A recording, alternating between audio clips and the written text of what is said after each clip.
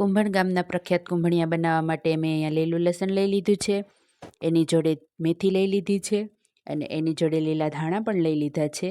લાલ અને મરચાં લીલા લઈ લીધા છે. તમારે લાલ મરચાં ના લેવા હોય તો માત્ર લીલા મરચાં પણ લઈ શકો છો. હવે એમાં સ્વાદ પ્રમાણે મીઠું, ધાણા જીરું પાવડર અને હિંગ નાખવાની છે. 1 ચમચી જેટલા અજમા નાખવાના છે એમાં. હવે 1 મોટા વાટકા જેટલો ચણાનો લોટ લઈ એ પણ ઉમેરી દઈએ.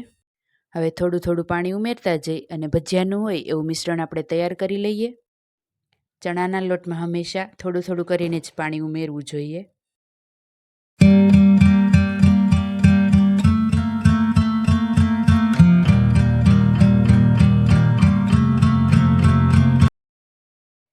હવે થોડો લીંબુનો રસ ઉમેરી દઈએ અને સરખી રીતે મિક્સ કરી લઈએ.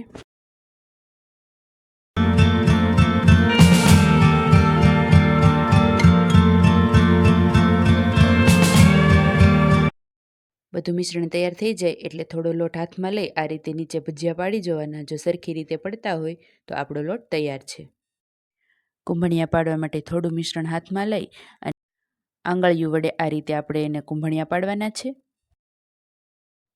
આ રીતે કુંભણિયા પાડતા હોય ત્યારે ગેસની ફ્લેમ સાવ લો રાખવાની છે, જેથી કરીને વરાળથી આપણે દાજીએ નહીં, પછી ફૂલ કરી દેવાની છે.